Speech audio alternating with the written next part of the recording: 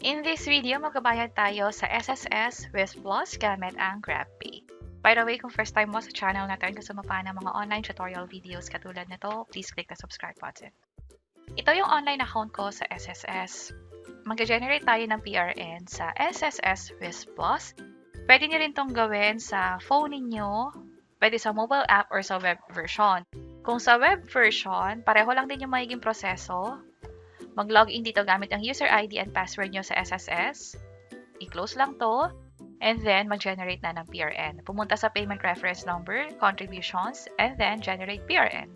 Posibleng may makita kayo ditong mga PRN na na-generate nyo na dati na hindi pa nababayaran katulad nito. Ang gagawin ko is click ko lang tong generate PRN. At mula dito, i-update lang ang membership type at i-ensure na dapat naka-check itong WIS Plus. Yung from and to o yung period na babayaran natin is naka-grayed out. Obviously, hindi ko na siya ma-update.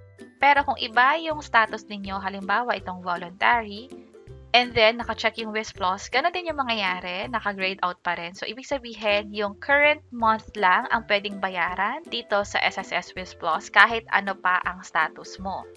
Basta i-check mo tong WIS Plus, ganun ang mangyayari. Pero kung naka-uncheck yan, pwede mo tong mabago kahit yung previous month or yung previous year, basta pasok pa sa deadline, mababayaran nyo yan.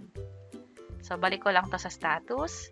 And then, for employed, voluntary, and OFW, pwedeng mag-contribute sa WIS Plus. Ito yung karagdagang benepisyo na makukuha natin pag nag-retire na tayo.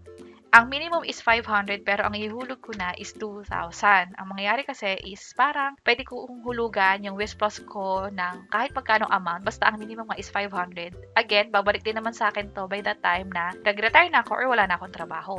At dahil nga savings store investment part na SSS, ito yung inaasahan nating mag-grow yung pera habang nakatago nga sa SSS at hinihintay na makuha sa pagretiro natin.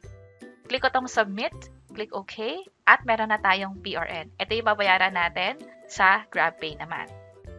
Sa ngayon, ang deadline niya is April 4, so pwede ko itong bayaran hanggang April 4, pwede ka pa lang mag-advance generate ng PRN din. Kung sakali na ayaw ko pa siyang bayaran ngayon, gusto ko siyang bayaran ng Feb, March, obviously, pwede.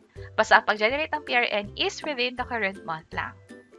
Mula dito, i-open ko lang yung Grab account ko, punta sa payment, and then scroll up ko lang, pay your bills. Tap natin yan, hanapin ng SSS, ito siya. May SSS biller dito, reference number, i-update ko lang. Yung payment reference number na paste ko na, yung kaka-generate ko lang na PRN. Yung amount, dapat pareho. Tap ko tong enter. At i-double check lahat ng information. Merong charge na 8 pesos for this transaction. Bago ako mag-proceed, punta muna tayo dito sa inquiry, contributions, at sa WIS Plus. Itetest natin kung mag-reflect na ba agad yung payment natin dito. Click ko yung confirm. Click ko tong pay. Payment submitted and we're processing it na. Hintayin natin na maging successful yung payment. Meron na tayong notification at nakalagay dito na successful na yung payment. Refresh ko tong SSS account ko. Balik sa WIS Plus. Wala pa rin siya. Refresh ko lang ulit.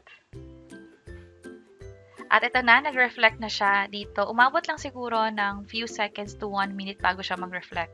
At ganun kabilis magbayad ng SSS WIS Plus or mag-contribute sa savings natin dito sa SSS WIS Plus.